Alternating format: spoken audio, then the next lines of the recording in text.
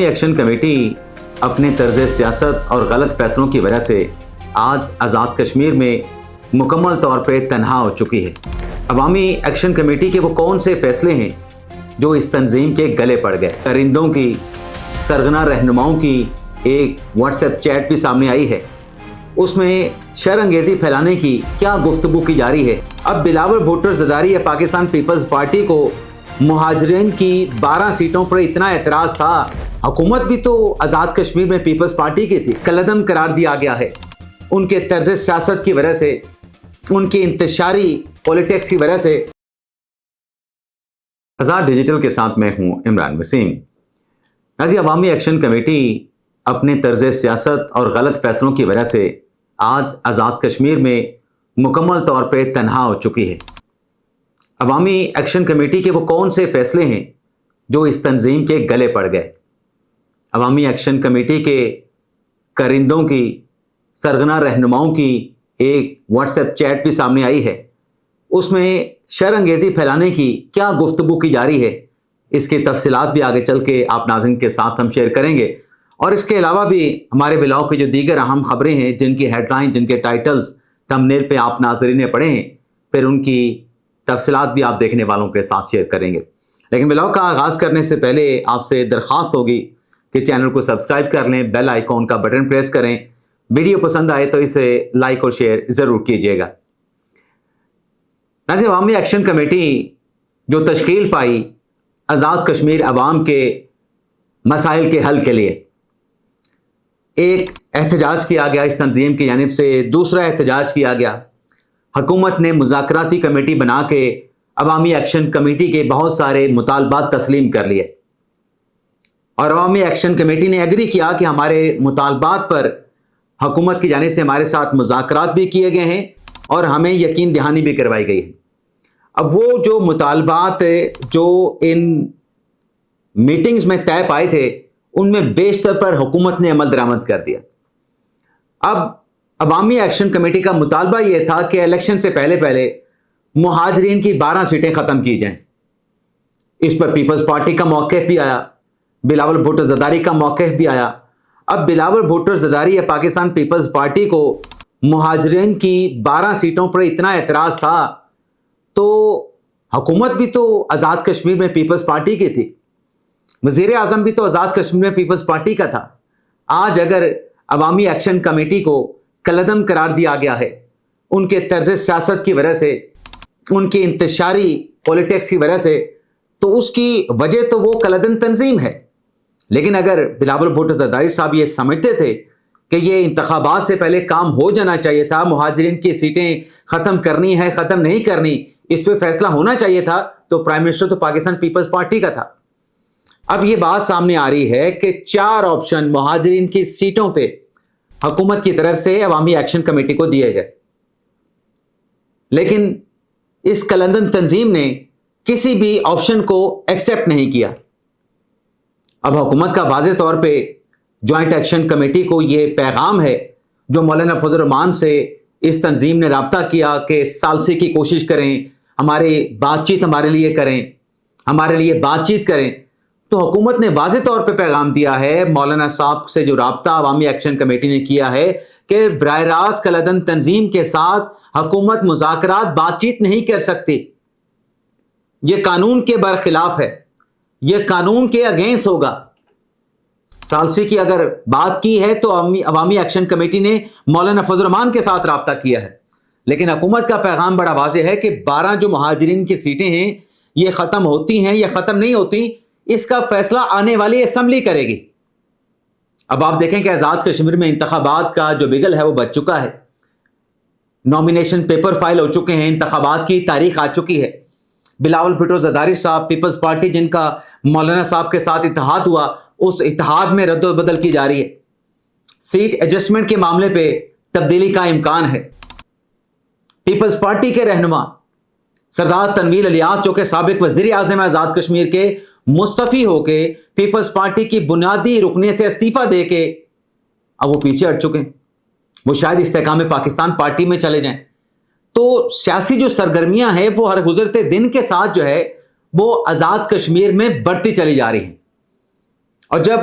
Election activities بڑھ رہی ہیں تو دوسری جانب ہم یہ دیکھ رہے ہیں کہ عوامی ایکشن کمیٹی جو ہے وہ اپنے طرز سیاست اور اپنی انتشاری سیاست کی وجہ سے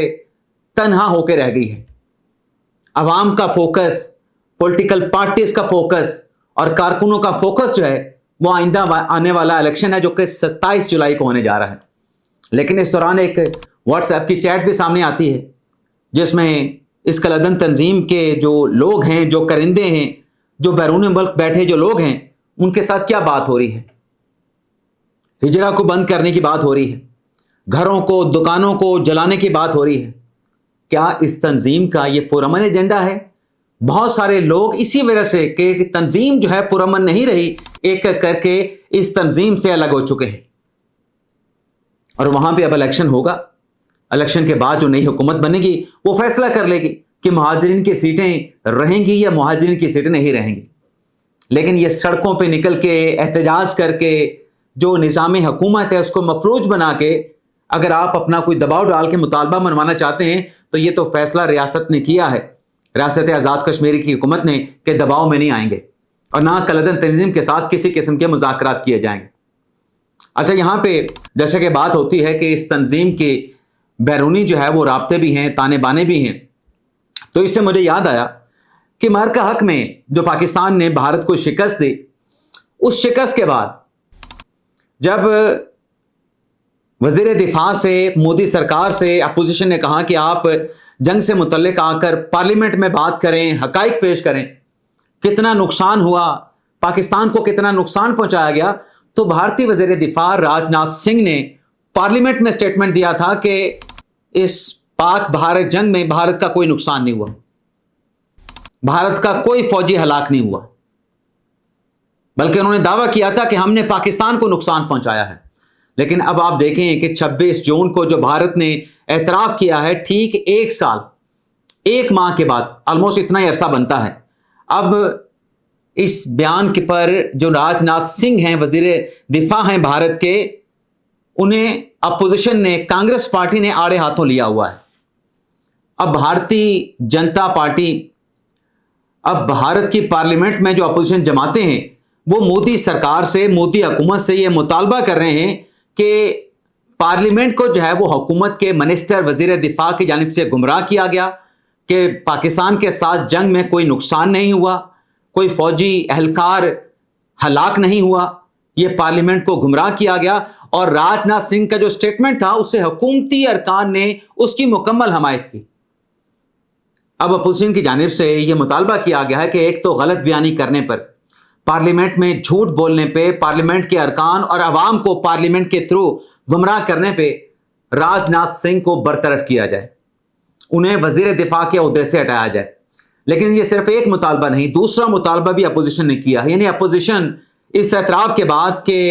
6 بھارتی اہلکار جو ہے اس جنگ کے دوران جو ہے وہ مارے گئے ہیں، مودی سرکار کو اپوزیشن کی جانب سے شدید دباؤ کا سامنا ہے، شدید سیاسی دباؤ کا سامنا ہے.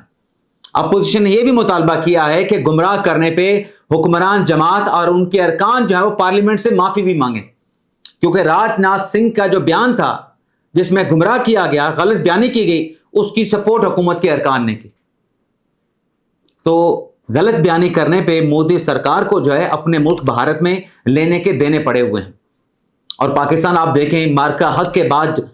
مارکہ حق میں جو پاکستان نے کامیابی حاصل کی، اس کے بعد پاکستان کی جو کامیابیوں کا سلسلہ ہے وہ ہر گزرتے دن کے ساتھ بڑھتا چلا جا رہا ہے، وہ گراف اوپر جا رہا ہے. بھارت کو بہت بڑا ملک،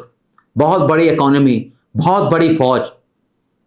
اور پوری دنیا کو پاکستان نے حیران کر دیا مارکہ حق میں اس کو شکست دے کے. اس کے بعد پاکستان نے،